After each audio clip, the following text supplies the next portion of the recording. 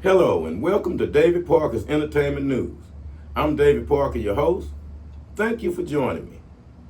And I would like to say a special thanks to everybody who subscribed to my channel and watched the videos and comment. It really means a lot to me. Thank you so much. And remember, if there's any topics you would like to have discussed, send it in to me and I will make sure we will discuss it live on air and we will get everybody's input. But we got a lot of breaking entertainment news to get to, so let's get started. Offset is dating Stefon Diggs' ex-girlfriend and his baby mama. Now y'all remember Offset from the hit group Amigos, and he's married to Carly B. Well, his wife Carly B is dating Stefon Diggs, the wide receiver, the NFL wide receiver for the New England Patriots.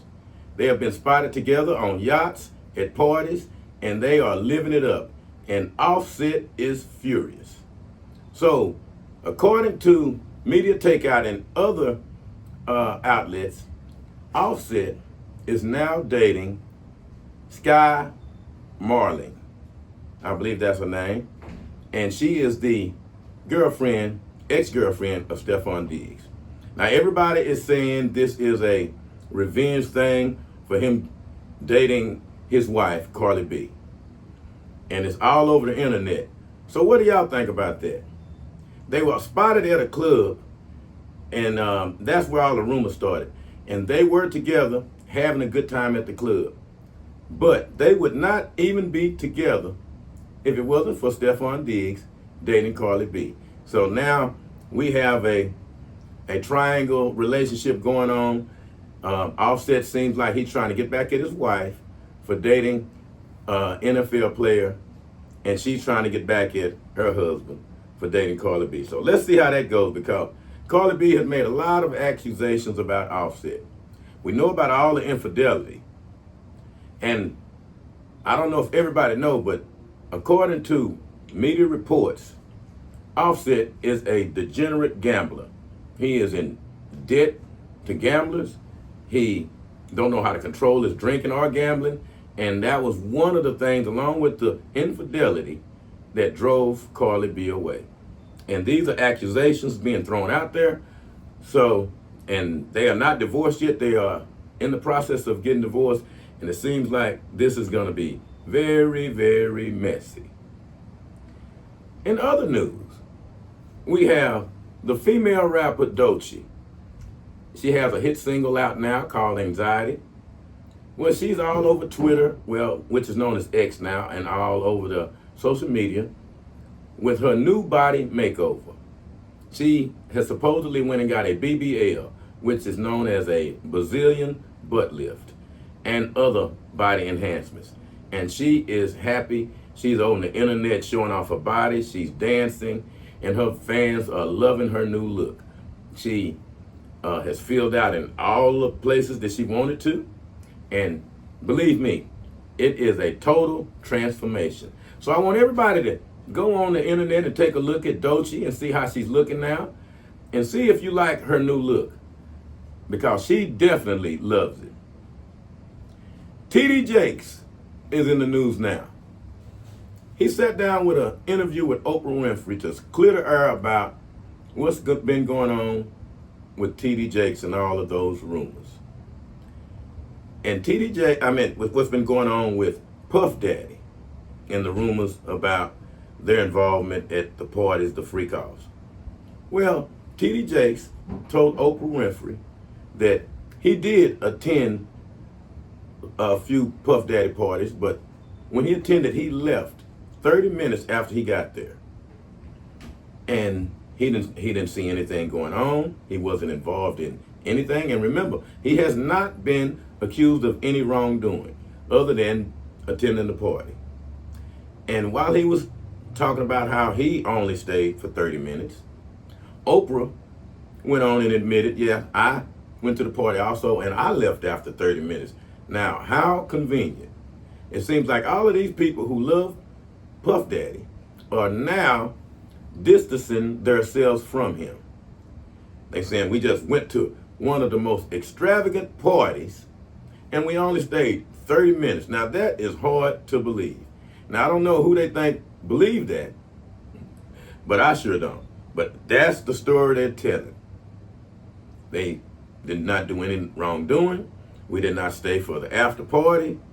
We was there only 30 minutes, and I don't know how anybody can enjoy a party being there only 30 minutes. So everybody read between the lines and see and make up your own mind and tell me if you believe that or not, because that interview is on the internet and it's also on TV. Just look up T.D. Jakes' recent interview with Oprah Winfrey and see if you believe what he's saying about what went on. R. Kelly's in the news. R. Kelly had a murder attempt on his life.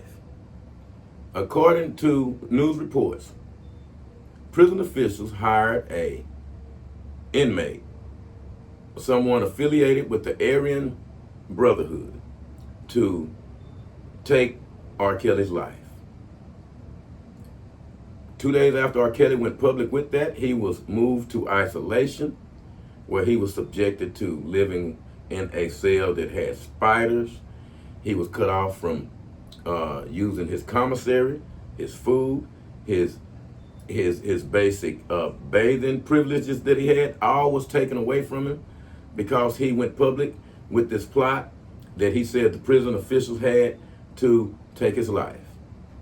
We also have the person that was hired stating that he was hired to take R. Kelly's life. So R. Kelly was moved to isolation. While in isolation, he was given a lethal dose of medicine which caused him to overdose. R. Kelly is heard crying to his lawyer on the phone about the overdose and the over-medication. So now we have a plot in the R. Kelly saga where he is accusing people of trying to unalive him. So I want everybody to keep up what's going on with R. Kelly, because he's serving his time, but no one deserves to be unalived in prison. Also, Ray J is in the news. Ray J is responding to criticism coming from Suge Knight while he's in jail. Suge Knight has said Ray J has been doing some unsavory things. He's very close with gay people and made all kind of accusations, which Ray J fired back some accusations on his own about Suge Knight. He's saying Suge Knight is one of the biggest rapists of men. He's saying that he witnessed Suge Knight shoving sticks of butter inside men before he sodomized and had his way with them. Now this is coming directly from Ray J. And he said during the time that he had got into the altercation with Puff Daddy's sons, when he was talking about there's people out there that's doing this type of stuff to men, he was talking about Suge Knight. And he is not backing away from it. He's saying that a lot of people know about it, and he was a witness to this type of behavior from Suge Knight. So now I guess Ray J and Suge Knight have fell out. We also have some news coming in about Shawnee O'Neal. Everybody know who Shawnee O'Neal is, the former wife of Shaquille O'Neal, the basketball great. Well, Shawnee O'Neal is married to a pastor by the name of Keelan Henderson. He's a pastor in Lighthouse Church Ministries. They got married back in May, on May 28th, 2022. Well, Shawnee O'Neal is making the news now because of a tattoo that she's got, and the congregation don't like it. She went out and got a tattoo on her shoulder, a big giant tattoo. Now remember, Shawnee O'Neal is the first lady. And the people in the congregation don't think that was something that the first lady should have done. She got it right on her shoulder. It is very noticeable. and she's very proud of it. But is that something that the first lady of a church should do? I'll ask y'all, because she's getting a lot of backlash for that. Now, to the other news that's going on, that's making headlines everywhere. Tyler Perry is being sued for sexual assault by actor Derek Dixon, who played Dale on the BET hit series The Oval. He's suing Tyler Perry for $260 million, claiming sexual harassment, workplace misconduct, intimidation, and sexual assault. He alleged these incidents spanned over 16 years. He said, and it began, the first one started back in 2019, when this is one of the events that's talked about in the lawsuit. And that is when he met him in a crowd, he says, and he offered him a role. Just by meeting him in a crowd, he offered him a role. And he said, during this time is when Tyler Perry started to groom him. Now, mind you, Tyler Perry is denying all of these allegations, and he says this is nothing more than a shakedown. Well, Dixon claimed that Tyler Perry offered him a small part in the series Ruthless, and he later invited him to his home in Atlanta in 2020, where one of the incidents first occurred. He said after landing the role in The Oval, he says Perry offered to give him a massage, start escalating his advances toward him, even texting him, telling him that he wanted to have sex with him. Now, Dixon says that he was very, very uncomfortable, but this continued to happen. Even one time when Tyler Perry showed up at his house, unannounced, groped his buttocks, and pulled his pants down, and told him just to relax and let it happen. Now, this is according to Dixon. Well, since this came out, people have been looking into a person by the name of Kristen Keys, who in December of 2023 released a video saying that he had been sexually assaulted by a black billionaire film producer. And everybody jumped right to the conclusion on thinking he had to be talking about Tyler Perry. Well, that interview has resurfaced, and everybody is looking at that again to see if there's any merit there, and was he actually talking about Tyler Perry.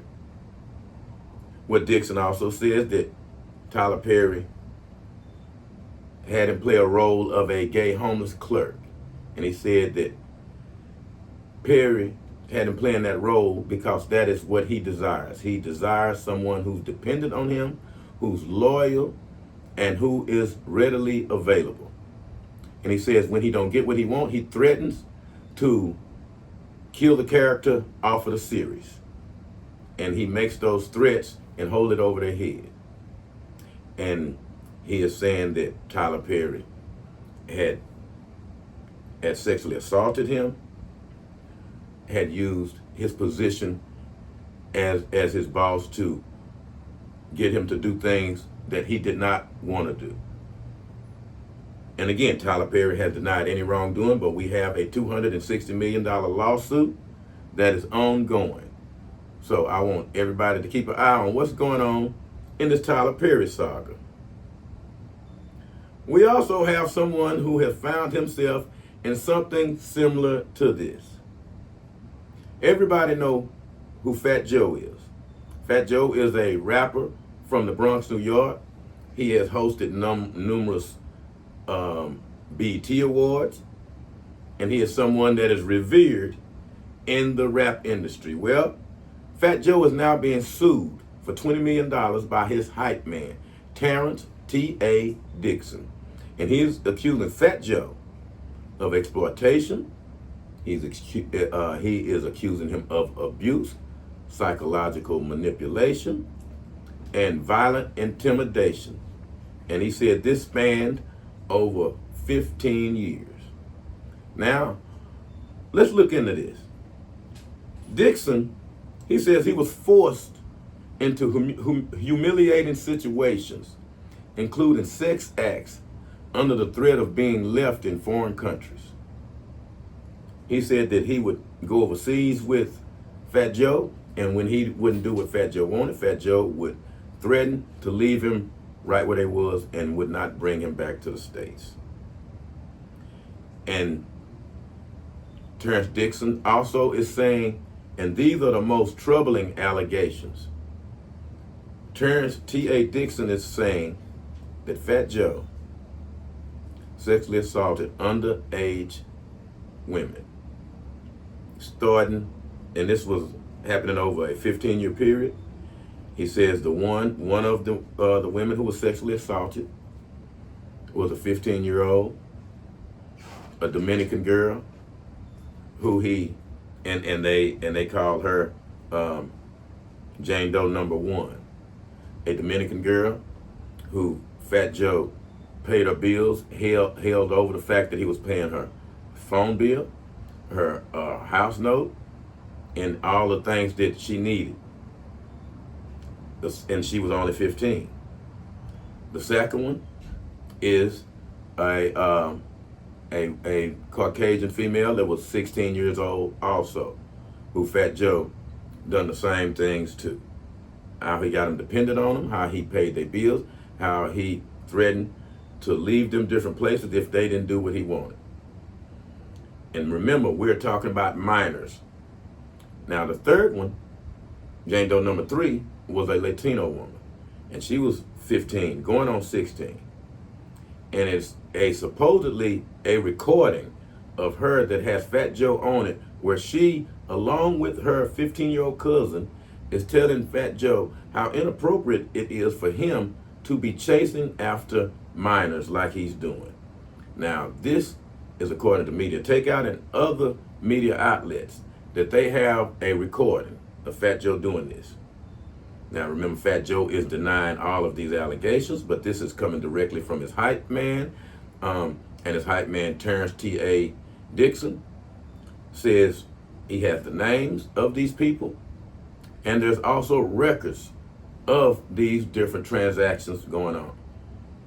Now, we may have something similar to what Puff Daddy is wrapped up in if it's found that he was trafficking minors out of the country or across state lines.